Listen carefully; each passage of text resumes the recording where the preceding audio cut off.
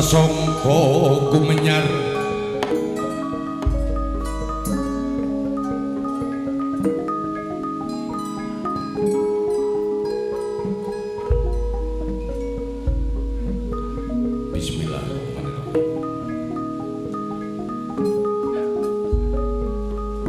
Mustinar buka pahargyan langen suka kang awujud langen beksa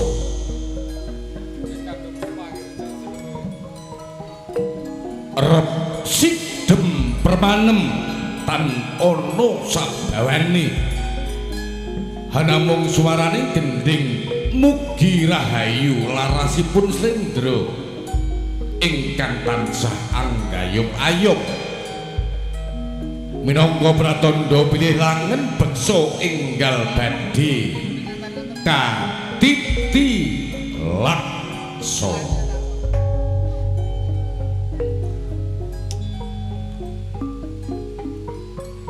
mila nuwun sahyaning para pinisepuh sesepuh aji sepuh ingkang dahat kinurmatan mandhapipun dumawah dhumateng kadang werda kadang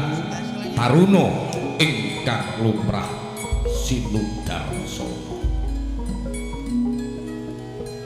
sugeng dalu sugeng rawuh kunjuk wonten ngarsa handika sami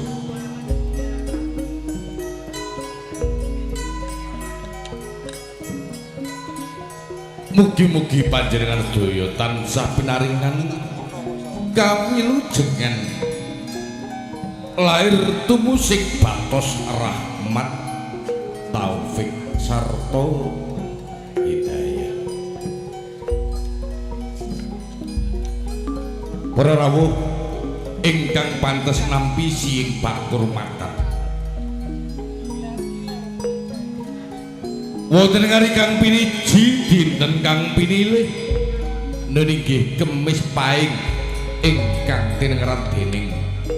Titi Mangsa Surya kaping 3 dasa candra kaping sekawan warsa 2026 masyarakat dusun Sumurgung Desa Sumur Jalak Kecamatan Plumpang Kabupaten Tuban kagungan hajat nuninggi sedekah bumi punden Sumurgung mila kanthi adicara sedekah bumi kala wau ing pangajap sedaya warga agung masyarakat dusun Sumurgung lan mugia lumember dumateng warga agung masyarakat desa Sumur Jalak tansah pinaringan kawilujengan karaharjan tebih saking rubeda celak dhateng kanugrahan kamulyan peparingipun Gusti Kang Murbeng dumati sedaya tukul kang tinandur pinaringan panjang yuswa pinaringan rejeki kang kathah barokah mila para kadang kangge mangayu bagya adicara sedekah bumi punden Sumurgung kala wau masyarakat dusun Sumurgung Desa Sumur Jalak lumantar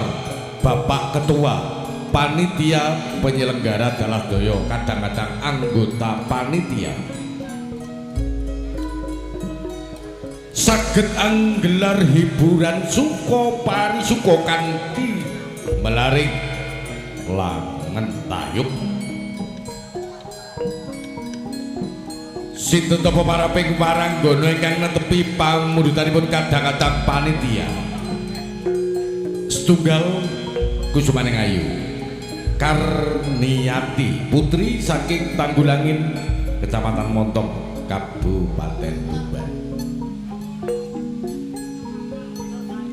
rumambat ingkang angka kali Kusumaning Ayu Heni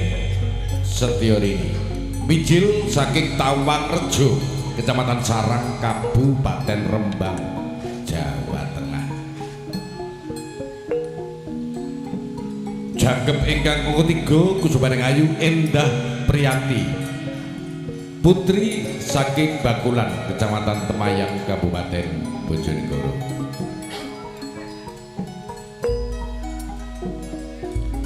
kaleresan katimbalan paguyuban seni karawitan Kiai Madu Retno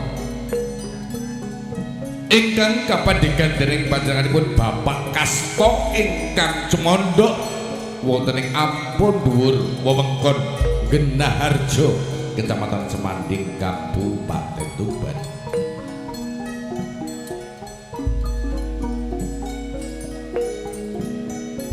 rinenggo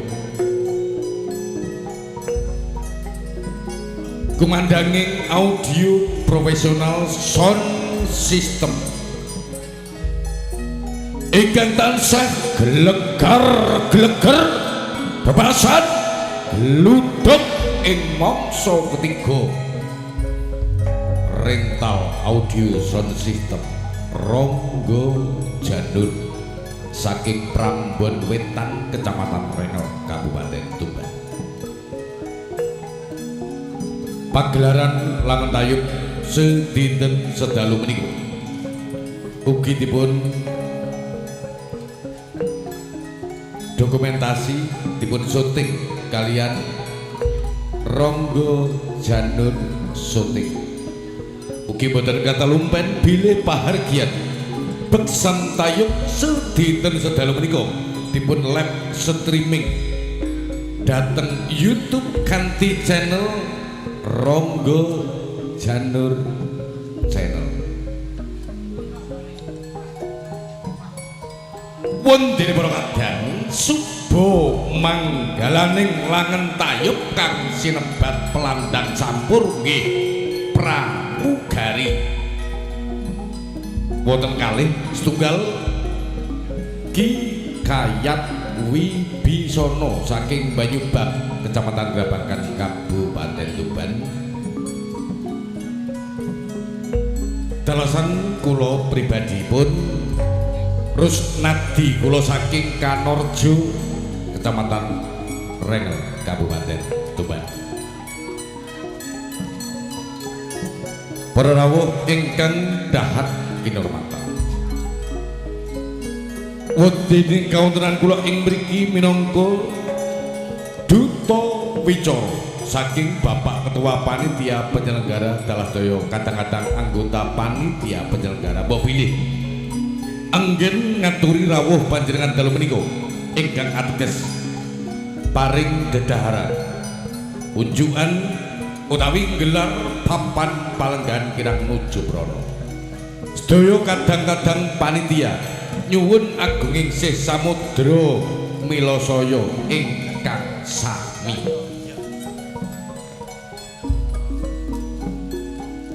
semanten ugi kawontenan kula kekalih ing mriki hanamung netepi pamulidanipun kadang-kadang panitia penyelenggara Sukabumi dateng dusun Sumurgung Desa Sumurjalak Kecamatan Plumpang mbok pilih anggen kula matur utawi anggen kula caos sampur mangke wonten tunada kawipun kula hanamung saged tumadah tumetes singsih udaya pangapunten ingkang sami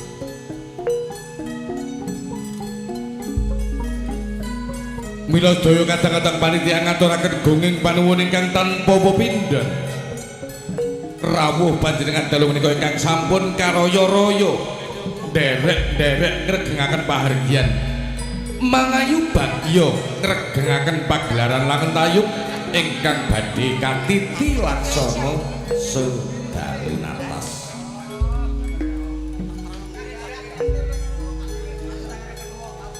parintume ngatur sesanti nirbaya nirwikara mugi kita tansah pinanggih basuki Kelon Sukoweryo. Hayu hayu rahayu nuwun.